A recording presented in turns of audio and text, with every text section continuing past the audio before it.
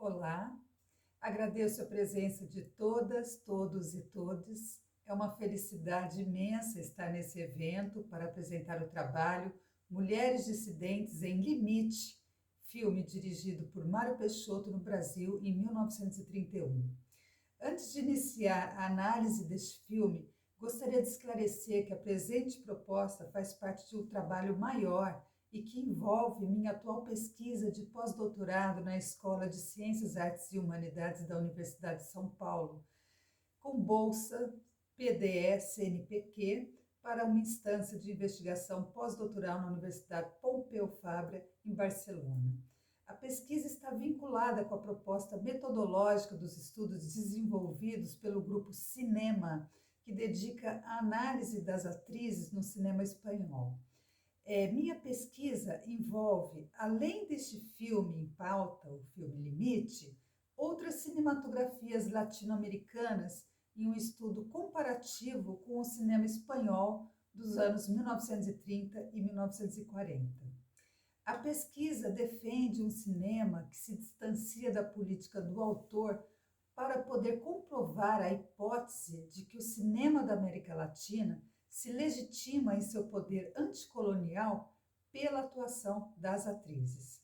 Neste processo, enfrentamos a limitada associação do feminino às alegorias nacionalistas com a finalidade de superar a visão sobre as mulheres como leitmotiv de um filme narrativo que está à mercê de um poder colonial.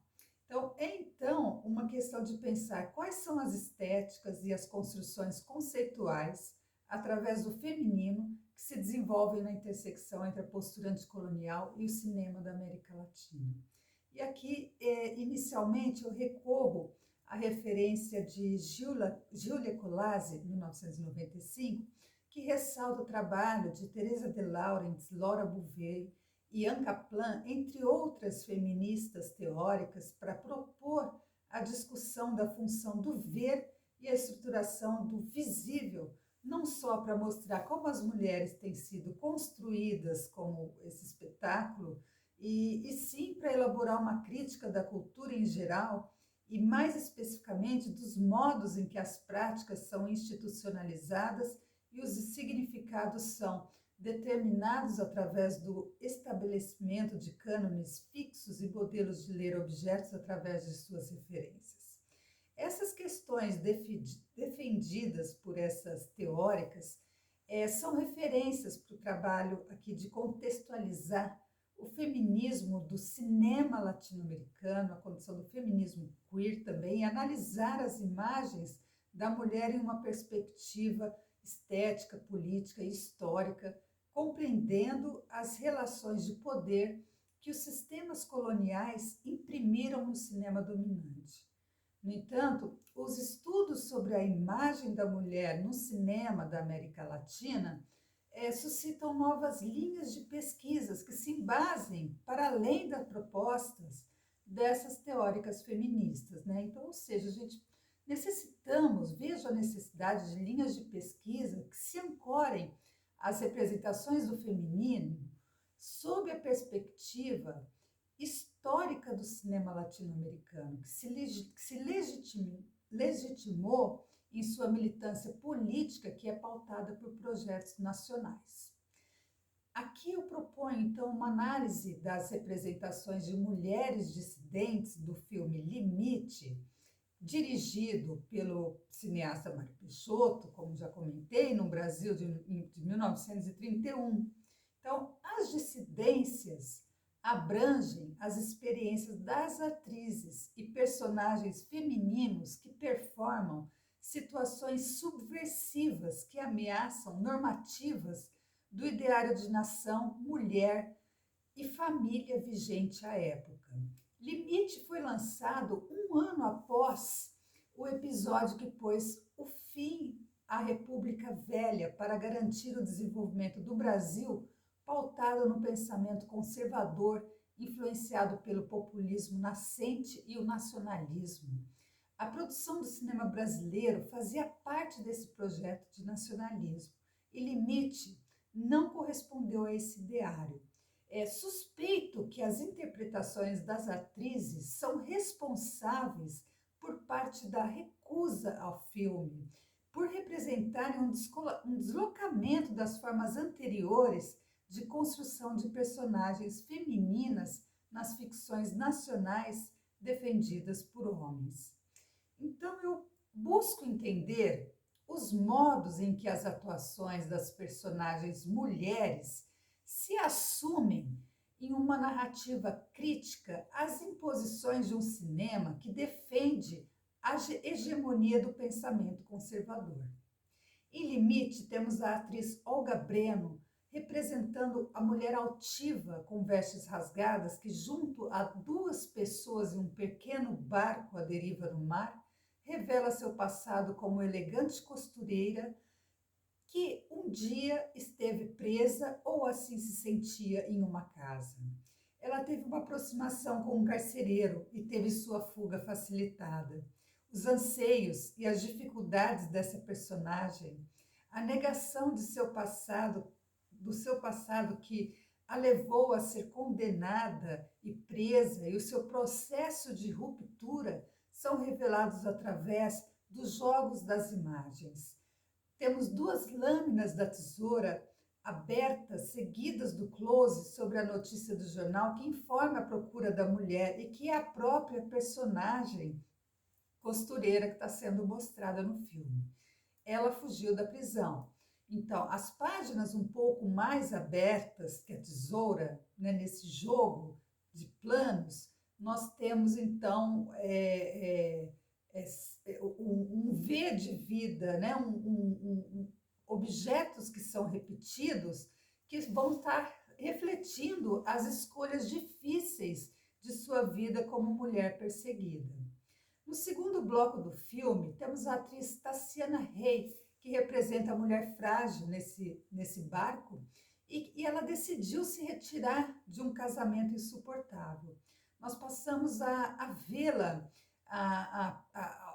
desde o abandono, né, da casa ali com o marido na escadaria, alcoolizado.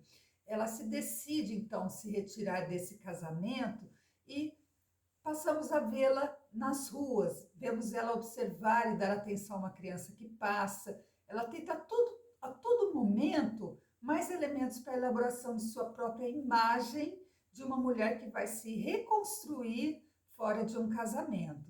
E é em seus gestos e somente por meio deles que se expressam o desencanto e a sua urgência de sair desse casamento com um homem que vive alcoolizado.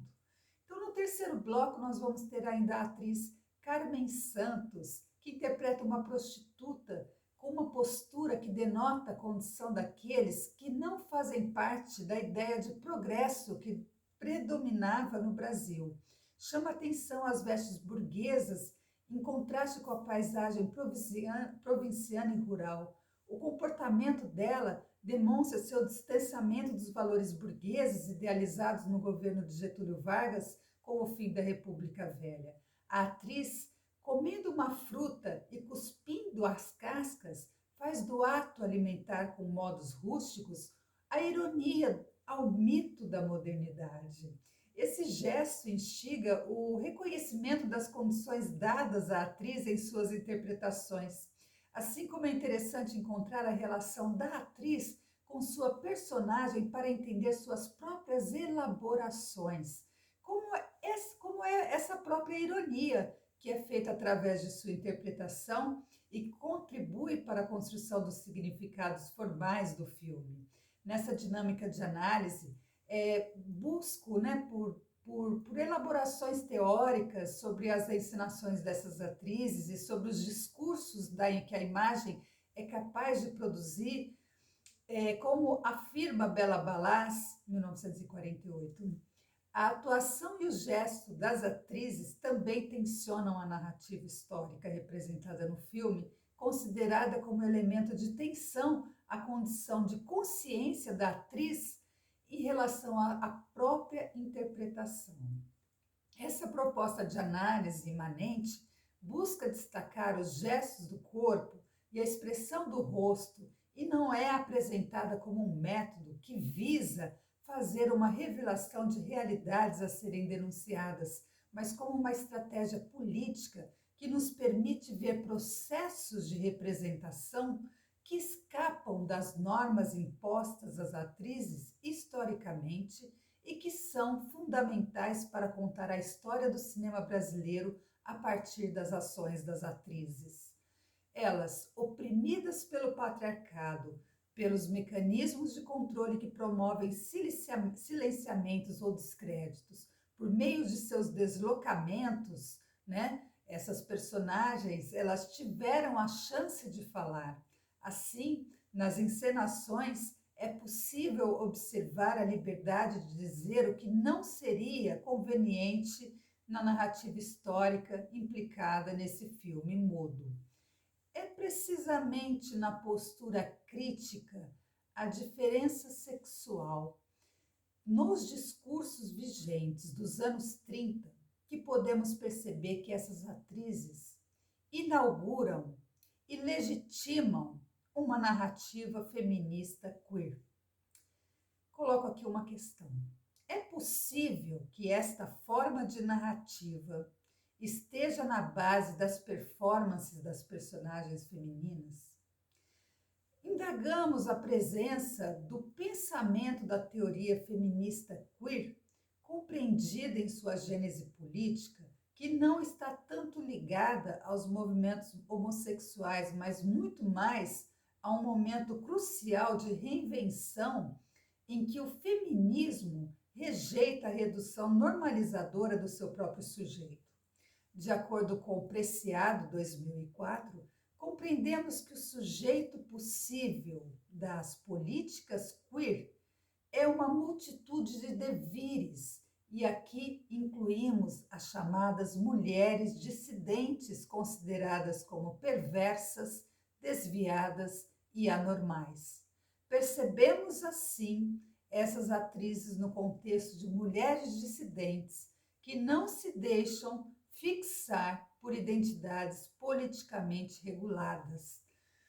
Temos ainda, além dessas três atrizes, uma quarta atriz, Yolanda, que é irmã de Tassiana Rey, que não aparece o seu rosto no filme, mas sabemos da história dela através do relato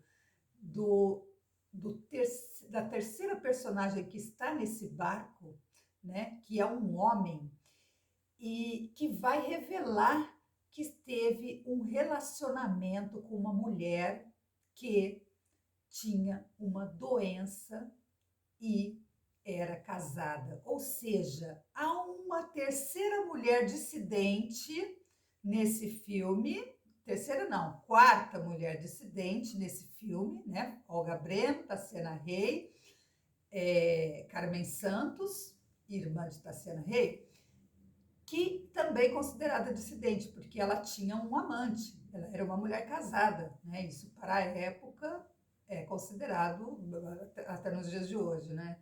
Bem, então aqui eu coloco que as performances e gestos dessas atrizes são analisados sobre a condição de seu discurso político, né? Então aqui coloco como a narrativa queer pode nos ajudar a pensar sobre as estratégias estéticas e políticas das atuações das atrizes do cinema.